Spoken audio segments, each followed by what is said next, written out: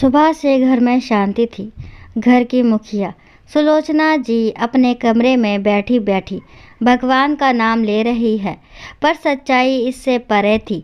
मन ही मन कुट रही थी कि आखिर बहू कमरे में से बाहर क्यों नहीं उठकर आई। जाहिर सी बात है, बहू घर को संभालती है।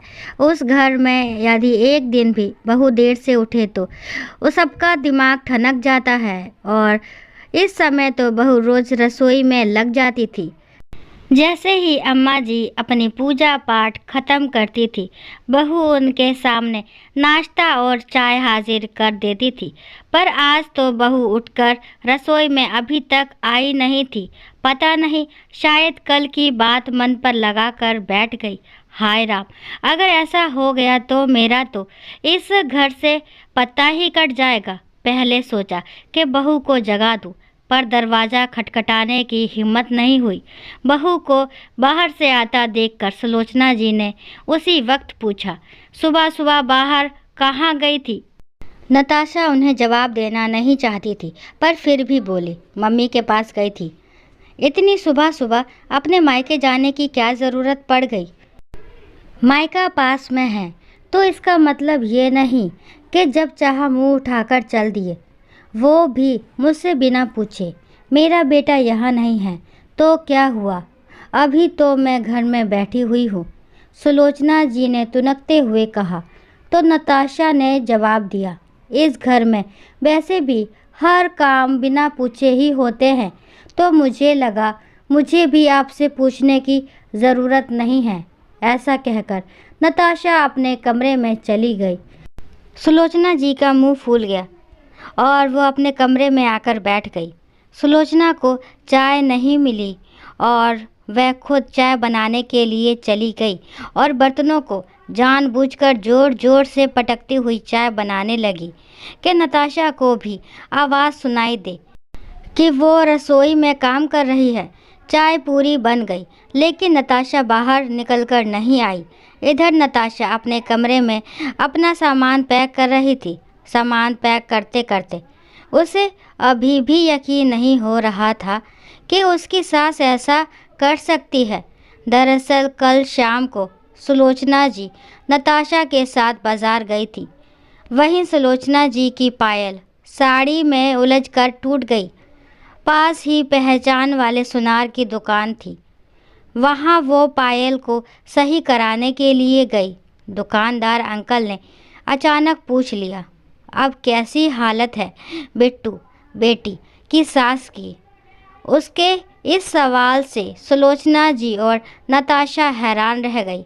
दोनों एक दूसरे की शक्ल देखने लगी तो अंकल ने कहा, अरे कुछ दिन पहले बिट्टू आई थी, कुछ गहने गिरवी रखवा कर गई है। पैसों की बहुत ज़्यादा ज़रूरत थी उसको। कह रही थी उसकी सास की तबीयत बहुत ज़्यादा ख़राब है, पर गहने उसके लगे नहीं मुझे। उसकी शादी के सारे गहने तो मैंने ही तैयार किए थे। शायद सास के गहने रखवा कर गई है। कहते कहते उन्होंने गहने दिखा भी दिए। गहने देखकर नताशा के होश उड़ गए। ये तो उसके गहने थे जो उसके माता पिता ने उसकी शादी में चढ़ाए थे। पर ये गहने बिट्टू के पास आए कैसे? ये गहने तो उसने अपनी सास के पास रखे थे। उसने सुलोचना जी से पूछा तो पहले तो सुलोचना जी टाल मटोल करने लगी, पर जब उसने कहा कि वो बिट्टू के घर जाकर उसकी सास के सामने पूछेगी, तो सुलोचना जी ने कहा, वो गहने मैंने ही उसे रखने के लिए दिए थे। उनका जवाब सुनकर नताशा ने पूछा, लेकिन क्यों? मैंने तो विश्वास कर आपके पास दिए थे गहने रखने के लिए। आपने उसे बिट्टू को कैसे दे दिए? वह मेरी बेटी है, उस पर तो मैं आंख मूंद कर विश्वास कर सकती हूँ, पर तू तो बहू है। अगर मैं गहने घर पर रखती तो तेरा क्या पता तू कब अपने मायके ले जाकर रख देती। सुलोचना जी का ये जवाब सुनकर नताशा हैरान रह गई। उसे यकीन ही नहीं हुआ कि बेटी ही नहीं, माँ भी धोखेबाज है और दोनों माँ बेटी मिलकर उसे धोखा दे रही है। ये सब याद करते करते नताशा का मन नफ़रत से भर उठा और वो फटाफट अपना सामान पैक करने लगी। उसके हाथ में बैग देखकर सुलोचना जी बोली, कहाँ जा रही है अपने सामान के साथ? अपने मायके जा रही हूँ और वहीं से कल की ट्रेन से परवीन जी के पास चली जाऊंगी। भाई से कहकर टिकट भी अभी सुबह सुबह ही बनवा लिया है। ऐसे कैसे चली जाएगी? मैं तेरी सास हूँ। जब तक मैं इजाज़त नहीं दूंगी तब तक तू परवीन के पास कैसे जा सकती है? और यहाँ घर कौन संभालेगा? शर्म नहीं आती अपने आप से निर्णय लेते हुए? अम्मा जी, आपकी बेटी को कह दीजिए, वो आकर आपका घर संभाल लेगी। वैसे भी आपको बहू की ज़रूरत है कहाँ? मुझ पर तो आपको रत्ती भर विश्वास नहीं है। मेरे घर में रहते आपको इतना डर लगता है कि आपने मेरे और आपके सभी गहने अपनी बेटी के पास रखवा दिए। फिर भला मेरी क्या ज़रूरत? मैं आपके डर को दूर ही तो कर रही हूँ। कम से कम मैं यहाँ नहीं रहूँगी तो आप निश्चिंत होकर रह तो पाएंगी। इतने में ससुर जी भी बाहर से आ गए। उनके हाथ में एक बैग था। उन्हें देखते ही सुलोचना जी बोली, देख लो आपकी बहू की हरकतें। सुबह सुबह बैग पैक करके अपने मायके जा रही है। हमारी तो यही इज्जत है। घर में पूछना भी मुनासिब नहीं समझते लोग। बहू तुमसे पूछ कर करेगी भी क्या? तुमने पूछने लायक स्थिति रखी है क्या? जैसी हरकतें तुमने की है उसके बाद तो यही सब होना था।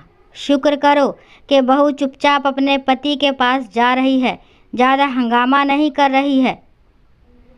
पर तुम्हारे धोखे की सज़ा तुम्हें तो मैं ज़रूर देकर रहूँगा। मैं बिट्टू के पास से तुम्हारे गहने लेकर आ चुका हूँ। अगर तुम्हारी बेटी बहू के गिरवी रखे गहने छुड़वा ले तो ठीक है, अन्यथा तब तक तुम्हारे सारे गहने तुम्हारी बहू के पास ही रहेंगे। और अगर बिट्टू गहने छुड़वा ना पाई तो ये गहने हमेशा हमेशा के लिए बहू के हो जाएंगे। अब ये तुम्हारी सरदर्दी है कि तुम अपनी बेटी से गहने कैसे निकलवाओगी। कहते हुए ससुर जी ने सारे गहने नताशा के हाथ में रख दिए और खुद नताशा को उसके मायके छोड़ने गए। इधर उन गहनों के पीछे माँ बेटी का रिश्ता भी बिगड़ गया, क्योंकि माँ जब भी गहने मांगती तो बेटी कोई ना कोई बहाना कर देती। साथ ही बेटे बहू का विश्वास खोया वो अलग। दोस्तों, आशा करती हूँ ये कहानी आपको ज़रूर पसंद आई होगी। कहानी पसंद आती तो प्लीज़ मेरे चैनल को लाइक शेयर सब्सक्राइब करना ना भूलें और इस कहानी के बारे में आपके क्या विचार हैं कमेंट बॉक्स में ज़रूर बताएं। कहानी को लास्ट तक सुनने के लिए थैंक यू। राम राम, राधे राधे।